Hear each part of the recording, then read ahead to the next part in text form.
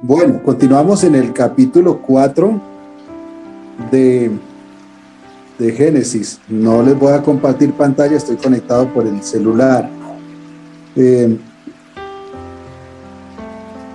Y quiero leer los primeros 16 versículos. Dice: conoció Adán a su mujer Eva, la cual concibió y dio a luz a Caín, y dijo: por voluntad de Jehová he adquirido varón. Después dio a luz a su hermano Abel, y Abel fue pastor de ovejas, y Caín fue labrador de la tierra. Y aconteció, andando el tiempo, que Caín trajo del fruto de la tierra una ofrenda a Jehová, y Abel trajo también de los primogénitos de sus ovejas, de lo más gordo de ellas. Y miró Jehová con agrado a Abel y a su ofrenda, pero no miró con agrado a Caín y a la ofrenda suya. Y se ensañó Caín en gran manera, y decayó su semblante. Entonces Jehová dijo a Caín: ¿por qué te has ensañado y por qué ha decaído tu semblante? Si bien hicieres, ¿no serás enaltecido? Y si no hicieres bien, el pecado está a la puerta. Con todo esto, a ti será su deseo, y tú te enseñorearás de él. Y dijo Caín a su hermano Abel: salgamos al campo. Y aconteció que, estando ellos en el campo, Caín se levantó contra su hermano Abel y lo mató. Y Jehová dijo a Caín: ¿dónde está Abel tu hermano? Y él respondió: no sé. ¿Soy yo acaso guarda de mi hermano? Y él le dijo: ¿qué has hecho? La voz de la sangre de tu hermano clama a mí desde la tierra. Ahora pues, maldito seas tú de la tierra, que abrió su boca para recibir de tu mano la sangre de tu hermano. Cuando labres la tierra, no te volverá a dar su fuerza. Errante y extranjero serás en la tierra. Y dijo Caín a Jehová: grande es mi castigo para ser soportado. He aquí, me echas hoy de la tierra, y de tu presencia me esconderé, y seré errante y extranjero en la tierra. Y sucederá que cualquiera que me hallare me matará. Y le respondió Jehová: ciertamente cualquiera que matare a Caín 7 veces será castigado. Entonces Jehová puso señal en Caín para que no le matase cualquiera que le hallara. Salió pues Caín de delante de Jehová, y habitó en tierra de Nod, al oriente de Edén. Bueno, en el estudio que hemos adelantado con mi hermano Aldemar, él nos mostró que Dios echó a Adán y a Eva del paraíso por misericordia, para que no comieran del árbol de la vida y vivieran eternamente el pecado. Fuera del paraíso se gestan 2 historias: la del mal en su esplendor, fruto de la caída, y la de la redención, promesa de Dios. Entonces vamos a ver algunos aspectos que solamente tienen el objeto de ampliar algunos conceptos que ya mencionaron nuestros hermanos Aldemar y Alberto en las sesiones pasadas. Y el primero que vamos a mencionar lo vamos a llamar el legado de Abel, sentencia del mal y la redención. Las 2 historias, la de Caín y la de Abel, comienzan con estos 2 primeros hombres, hijos de Adán y Eva. El uno, rebelde y perverso, encarna el desarrollo de la cultura del hombre caído, y el otro, justo y dispuesto a agradar a Dios, pero cae asesinado por su propio hermano. El crimen de Caín da la sensación de que el mal vence al bien, y agudiza el estado de depresión que el pecado trajo sobre la humanidad. El peso del pecado sume en desesperanza al hombre, y vivir así agrava el sentido de pesimismo por la vida que sufre cada persona o el ser humano, y esa desesperación lo lleva a convertirse en un criminal de su propia raza. Y es verdad que el hombre natural vive a expensas del mal, porque la caída marcó toda la raza humana bajo el signo de la depravación moral y la miseria espiritual. Claro, actualmente, por amor de los escogidos, hay alguien que detiene ese poder destructor del pecado para que no se consume en toda su expresión posible, y que lo impide es el Espíritu Santo. Pero el legado de Abel no murió con él, ni su historia concluye con su sacrificio. Abel realmente es un profeta que simboliza y abre la puerta a quien es la cima de toda la historia, Jesucristo el Salvador. Aclaremos: la caída es una historia real,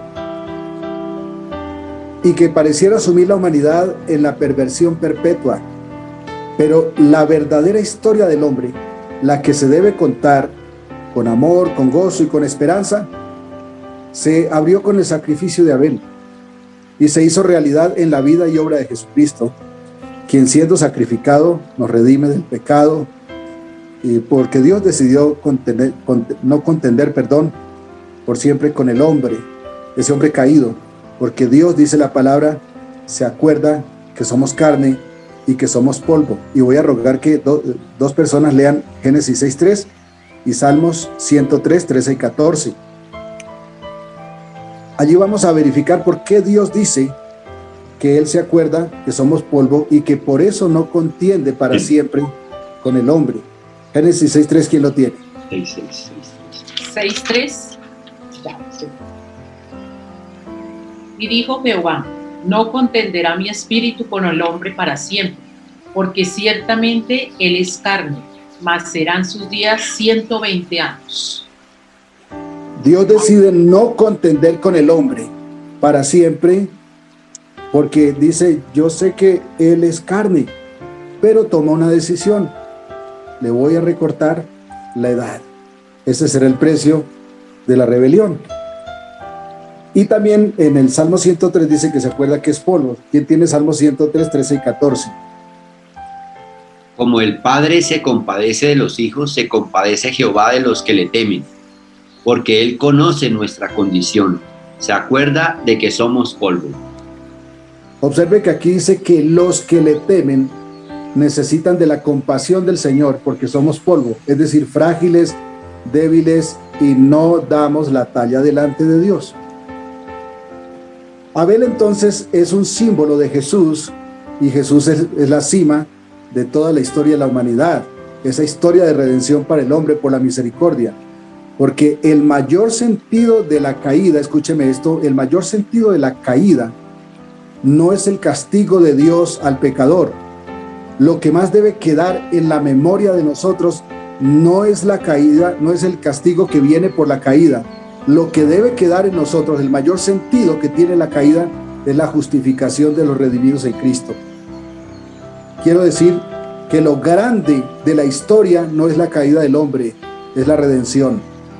No significa que la caída no es grande, es terrible, de hecho dolorosa, pero hay algo mucho más grande que la caída, y es la justificación en Cristo.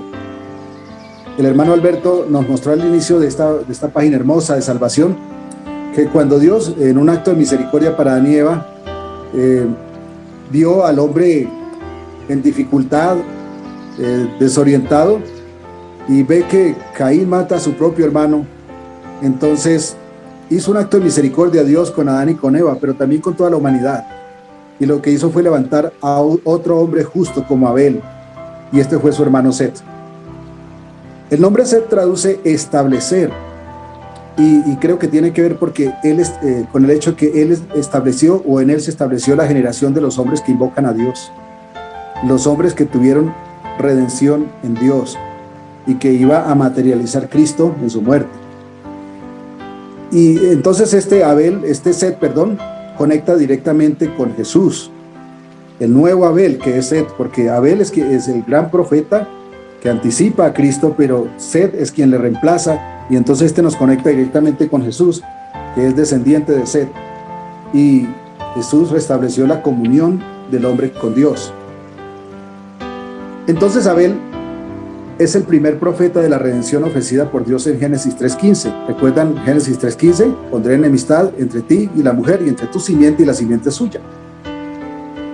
Abel es el primer profeta de esa obra que Dios ofrece, cuando allí en ese texto de Génesis 3:15 Dios sentencia la suerte del diablo en relación con los hombres caídos en pecado.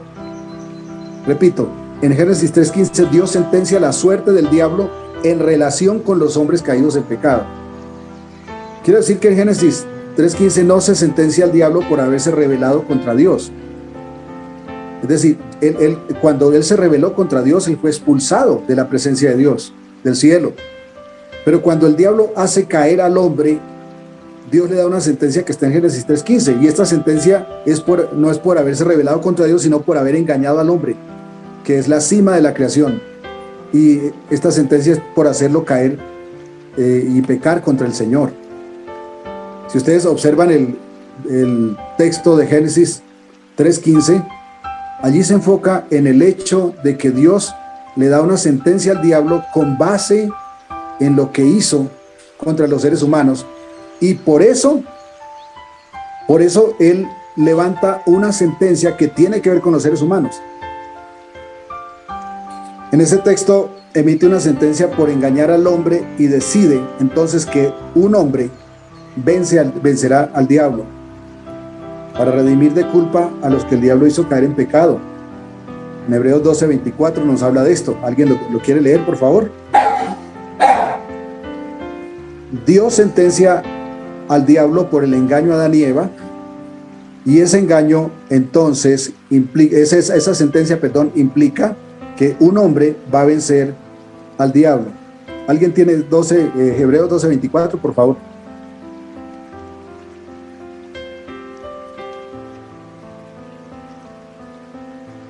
¿Está sin micrófono, tal vez? A Jesús, el mediador del nuevo pacto, y a la sangre rociada que habla mejor que la de Abel. Esa sangre de Jesús, que es más poderosa que la sangre de Abel, y eso que el Señor dijo: la sangre de Abel clama a mí desde la tierra. Pero la sangre de Jesús es la sangre que vino a darle esa oportunidad o ese restablecimiento de la relación del hombre con Dios. Claro, el diablo nunca se imaginaba que un hombre le venciera. Se había hecho caer a Adán y a Eva, que estaban en el paraíso, y luego ve que Dios los expulsa y los pone en un mundo donde la maldad toma ventaja. Pero cuando Dios levanta a otro hombre, el segundo Adán, que es Cristo, vienen los problemas reales para Satanás respecto del hombre. No había ningún problema de Satanás con Dios.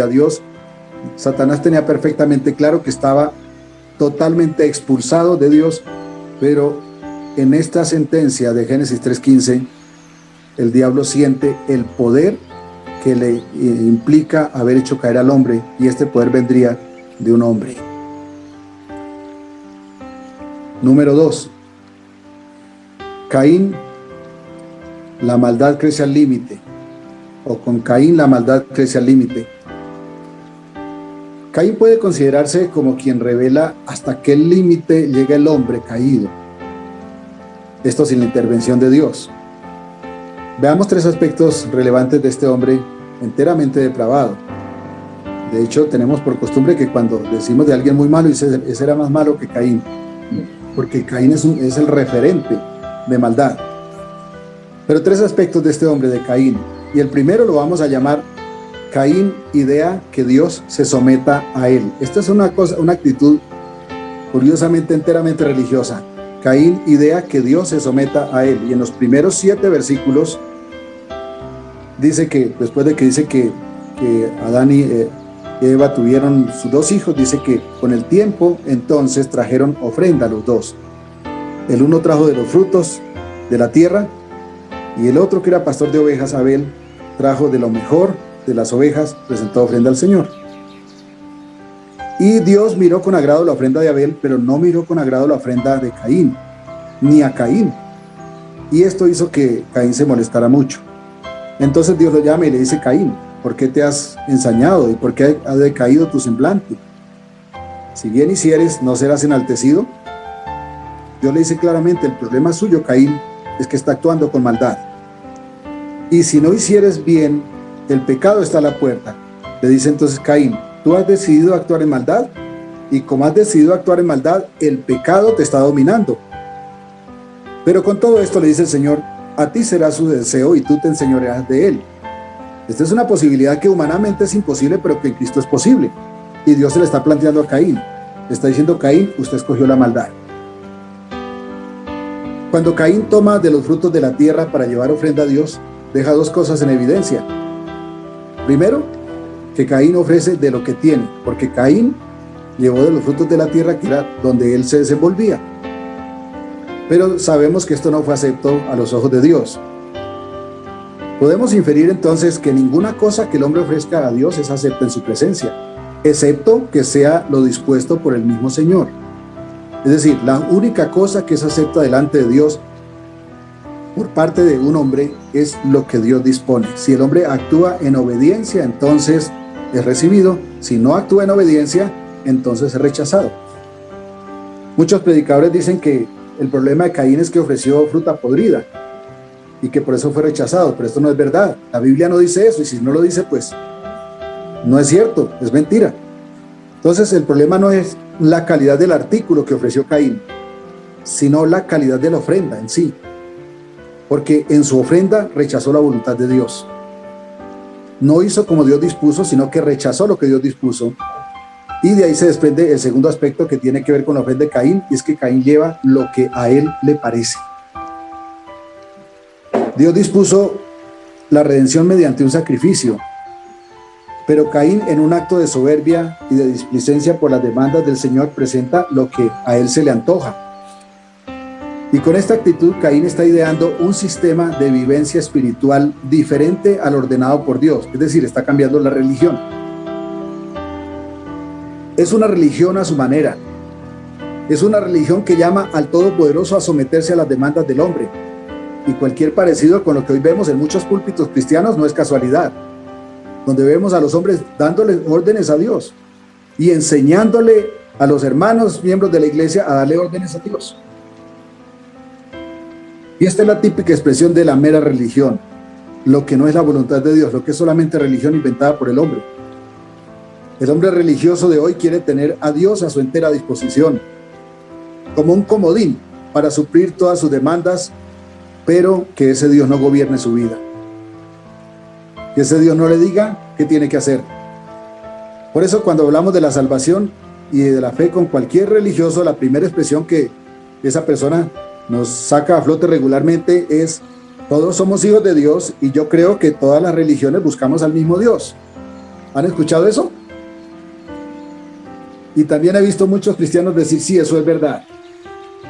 Porque sin escudriñar la palabra no vamos a tener cómo responder a una expresión de esta que es, por cierto, altamente ignorante de la palabra de Dios y altamente soberbia, humanista.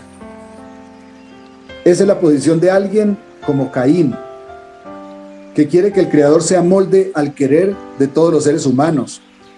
Por eso los sicarios usan estampitas religiosas pretendiendo que el cielo haga concierto con ellos para delinquir. Eso es duro, pero es verdad.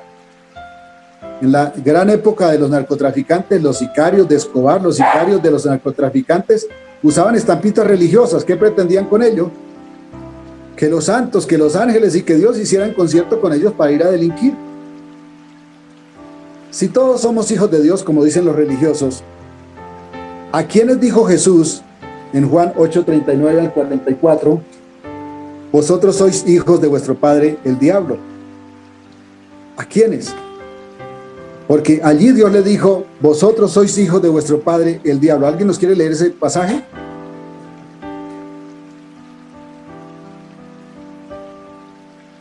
Juan 8:39 al 44.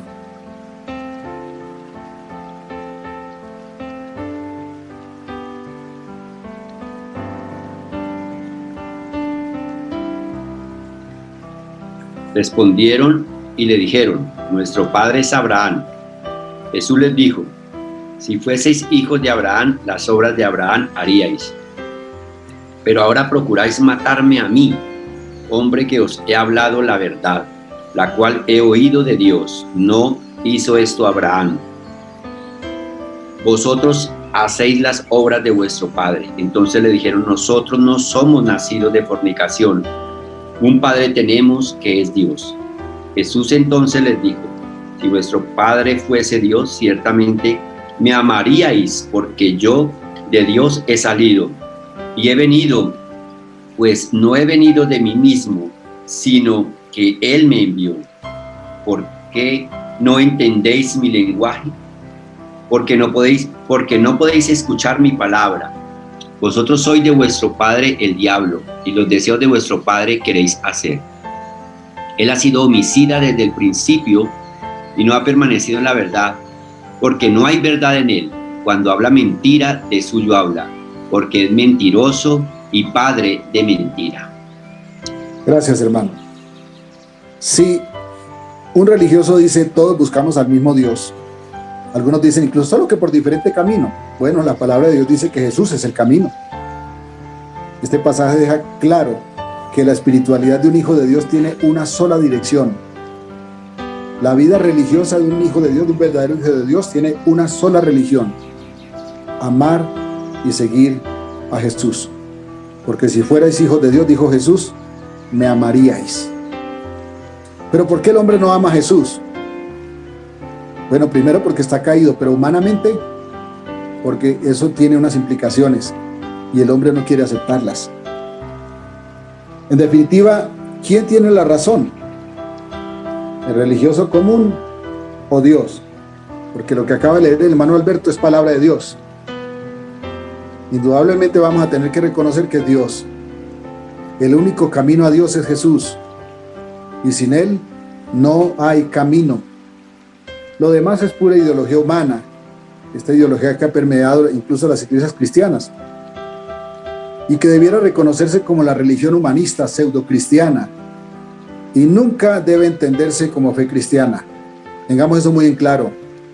Aquella religión que pretende que Dios haga la voluntad del hombre no es una religión cristiana, es pseudo-cristiana y es humanista. En la fe humanista, que fue ideada por Caín, el hombre es el centro del universo, y a Dios se lo relega a servidor fiel de su, entre comillas, rey, el hombre. Es decir, le ponen rey a Dios, el hombre. ¿No se dan cuenta que es exactamente lo que pretendió hacer Satanás? Hacerse rey a sí mismo. Protágoras, este filósofo que vivió en el siglo V a.C., predicó que el hombre es la medida de todas las cosas, y esta posición le da al individuo el derecho a ser dueño de su propia verdad, entre comillas. Si la verdad puede ser subjetiva, es decir, si yo puedo tener mi propia verdad, entonces la verdad no existe. O la verdad es una sola y absoluta, o la verdad no existe. Entonces dije que Caín ideó que Dios se sometiera a él, y hoy el hombre pretenda que Dios se someta a él. Por eso se pervierten los principios y se acusa a los cristianos de ser personas ultraconservadoras y que hacemos discriminación porque no aceptamos que el hombre imponga sus principios. El segundo aspecto que tiene que ver con Caín es que Caín asesina a su hermano. Versículo 8 dice, y dijo Caín a su hermano Abel, salgamos al campo. Y aconteció que estando ellos en el campo, Caín se levantó contra su hermano Abel, y lo mató. Versículo 8 de Génesis 4. Entonces, el segundo aspecto de los actos de Caín, que lo ubican como modelo del hombre caído en su clímax, aparece cuando asesina a su hermano Abel. ¿Quién le enseñó a Caín a matar? ¿Cómo es que arma todo un plan para hacer ir a su hermano al campo y matarlo? El crimen de Caín contra su hermano evidentemente fue premeditado y se urdió a través de un plan orquestado. Es la mejor evidencia de cómo el demonio controla a una persona lejos de Dios. Este hecho, el hecho que perpetró Caín, deja sin piso la expresión de Jean-Jacques Rousseau, que este es un polímota suizo, un hombre que era experto en muchas áreas de la ciencia y las artes. Y este hombre decía, Juan Jacobo Rousseau lo conocemos en español, decía, el hombre nace bueno y la sociedad lo corrompe. La vida de Caín realmente demuestra que la sociedad no corrompe al hombre, sino que le sirve de campo donde exponer la maldad que ya hay dentro de sí. El hombre ya nace corrompido, porque es hijo de Adán y Eva, hombre y mujer caídos. Notemos que la única razón para que Caín mate a su hermano es el hecho de que Dios acepta el sacrificio de Abel. Aquí se configura la maldad de los celos, y además se configura también cómo la maldad del hombre sin Dios no reconoce límites. Caín fue hasta ese límite porque la maldad lo gobernó. El tercer aspecto de Caín como perpetrador de la imagen típica de un hombre gobernado por la maldad, totalmente gobernado por la maldad, está en los versículos 9 al 16 de este capítulo 4. Dios le dice, ¿dónde está tu hermano? Y él respondió, no sé. ¿Quién le dijo que yo era guarda de mi hermano? Dios le dijo, ¿qué has hecho? La voz de la sangre de tu hermano clama a mí desde la tierra. Ahora pues maldito seas tú de la tierra que abrió su boca para recibir de tu mano la sangre de tu hermano. Y luego le profiere una maldición. Y entonces le dice, serás extranjero, no te hará su fuerza la tierra. Y Caín dice, mi castigo es muy grande para ser soportado. Me echas de la tierra y de tu presencia me esconderé y seré errante. Resulta que cualquier hombre que me encontrare me matará. Y el Señor le dice, no, cualquiera que mate a Caín será castigado 7 veces. Y Dios le puso una señal para que cualquiera que le hallare no le matara. Y entonces salió Caín de delante del Señor y habitó en tierra de Nod, al oriente de Edén. El sistema judicial en cualquier país del mundo que debiera existir para garantizar la justicia se ha tergiversado. Y los sistemas judiciales o los sistemas de leyes que existen en las naciones hoy existen para garantizar los derechos individuales. Debieran existir para garantizar la justicia, pero se han volcado a garantizar los derechos. La ley de Dios garantiza la justicia, pero el sistema humanista, la ley garantiza los derechos de los individuos, aún por encima de la justicia. Se pervierte la justicia en nombre de los derechos. Los derechos bajaron la justicia del trono y sentaron al hombre, a ese hombre orgulloso, engreído, que reclama derechos para vivir libertino. Creo que comprendemos por qué nunca se va a lograr que haya justicia en Colombia. Sencillamente se ha subido al trono el derecho de los individuos, el derecho a la vida libertina, y se ha quitado la justicia. Esta también fue una idea de Caín. Caín fue el que empezó con esa idea. Porque mire, Adán y Eva, cuando fueron confrontados por Dios, le echaron la culpa de su error a terceros. Adán se le echó a Eva y Eva a la serpiente. Pero Caín fue mucho más allá. Caín se fue de frente a confrontar a Dios y a defender derechos que le parecieron legítimos. Le dijo, hoy el castigo que me pones es muy grande. Yo pregunto, ¿qué derecho tiene un asesino de pedir libertad? ¿Cierto que ninguno? Pero Caín le está reclamando a Dios porque le parece muy dura la condena que le puso. Mira lo que hizo Caín. Primero, cuando Dios lo confronta y le pregunta por Abel, él miente, diciendo, yo no sé. ¿Quién le dijo que yo soy el guardaespaldas de mi hermano?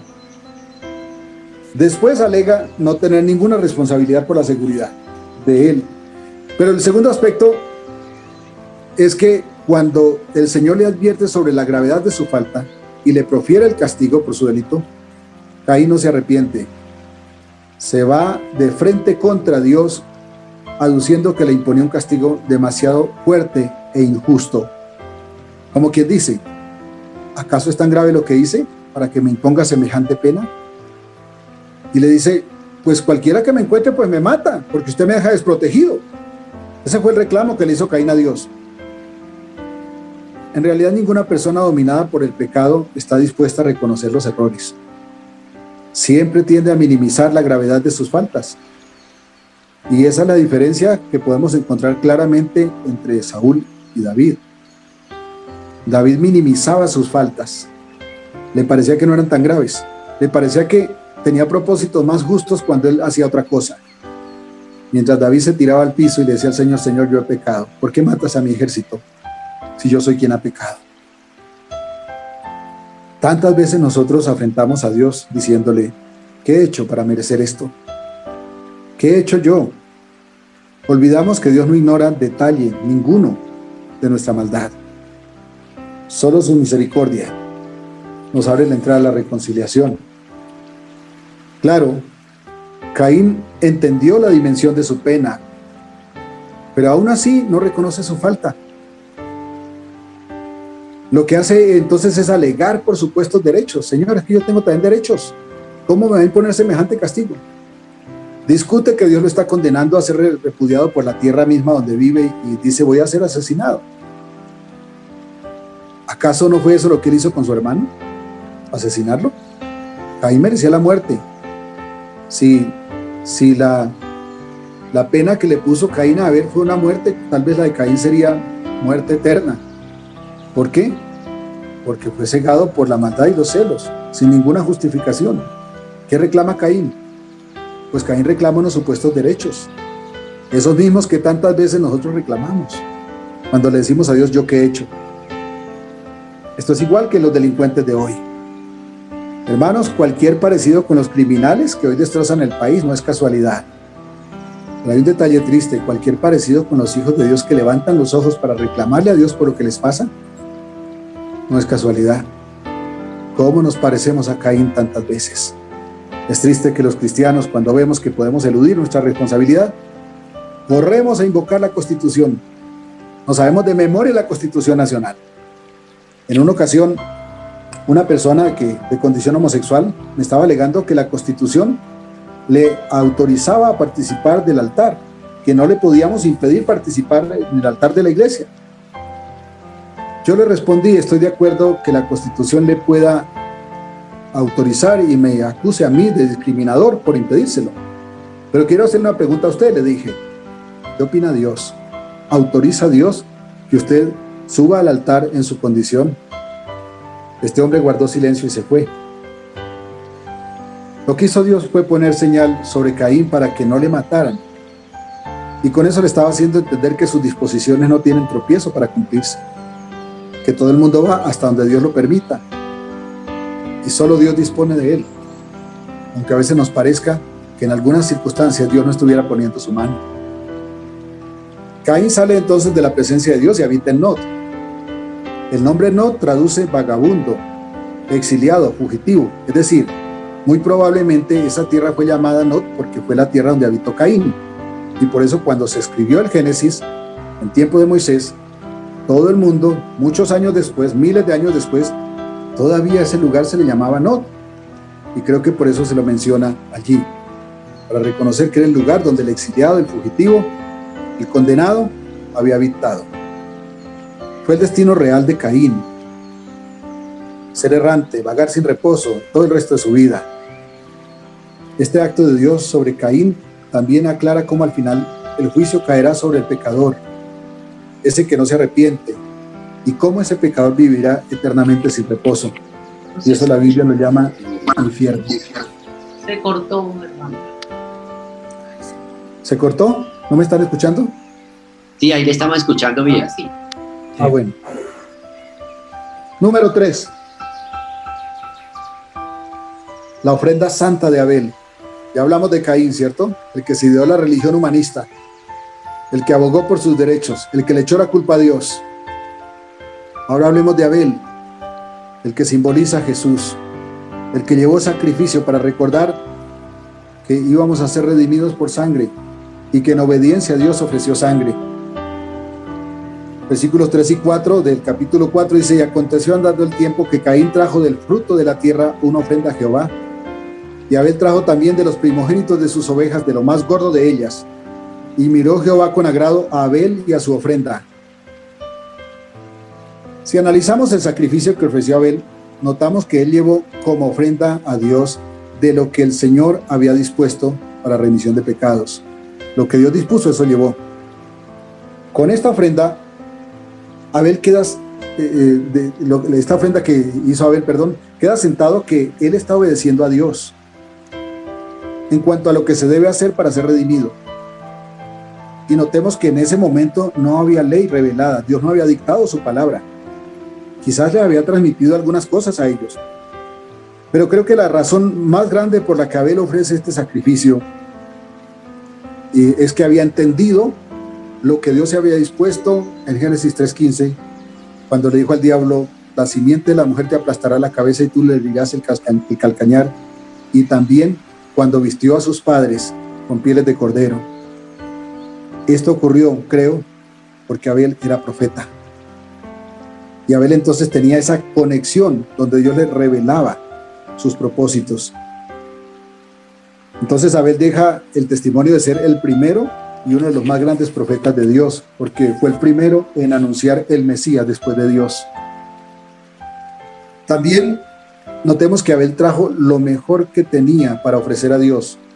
No solamente lo que Dios dispuso que se debía presentar, sino además lo mejor de lo que Dios había dispuesto fue lo que presentó. Y ofreció corderos. Con esto anunciaba el sacrificio de Jesucristo para redimir al hombre caído. Reconocía lo anunciado por el Señor cuando sentenció a la serpiente o al diablo, allí en Génesis 3:15. Y estaba a través de ese sacrificio hablando de esa sentencia del Señor, declarando la victoria de la simiente de la mujer sobre la simiente del diablo. Y también está recordando cuando un cordero dio su vida para cubrir la vergüenza y la desnudez de Adán y Eva. Los corderos que el Señor sacrificó para vestir a Adán y a Eva, pero el cordero que Él sacrificó para vestirnos hoy de justicia, porque la caída nos había desvestido totalmente, nos había dejado en la vergüenza total delante de Dios. Y lo que hizo Abel fue profetizar que vendría el Cordero para cubrir nuestra desnudez, para levantarnos de la vergüenza y para restablecer nuestra comunión con el Padre, que habíamos perdido por la caída de nuestros padres, pero que se habían sumado además nuestros actos pecaminosos para distanciarnos totalmente, para relegarnos de la presencia de Dios. Hermanos, Caín encarna a lo más perverso del hombre y Abel encarna a lo más santo de los hombres por la obra de Cristo. Si hay alguna inquietud, si hay algún aporte, pues es el momento, hermanos. Muchas gracias por soportarme también. Dios les bendiga.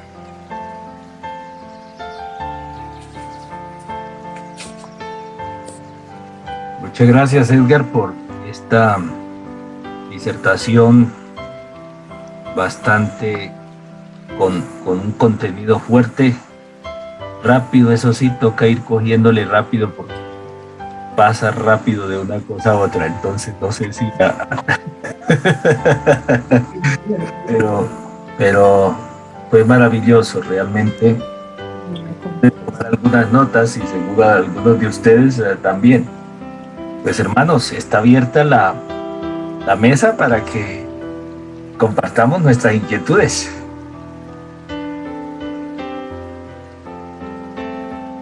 No quería que me agarrara el tiempo en la mitad del camino, por eso corrí un poco, perdónenme. No, está bien, está perfecto, el tiempo estuvo perfecto. No, gracias, Edgar, muy amable, está muy dinámico también. Es mejor así para uno estar ahí pegado. Entonces, muchas gracias. Marlencita, ¿quiere decir algo? Una pregunta que yo haría, que a mí, pues yo eso nunca lo he tenido claro. Es una mujer quebrantará la cabeza, pero eso se lo dijo mucho antes, o sea, recién pecó Adán y Eva. ¿Quién fue esa mujer? ¿O quién es esa mujer? Perdone, yo no entendí la pregunta. ¿Edgar la entendió? Sí, yo sí. Bueno. Marlencita, cuando Dios dice, y pondré enemistad entre ti y la mujer, sí, y entre tu simiente y la simiente suya, esta te aplastará la cabeza y tú le herirás el calcañar. No está hablando de una mujer, sino de una descendencia de la mujer. Recordemos que Jesucristo es hijo de mujer, mas no es hijo de varón.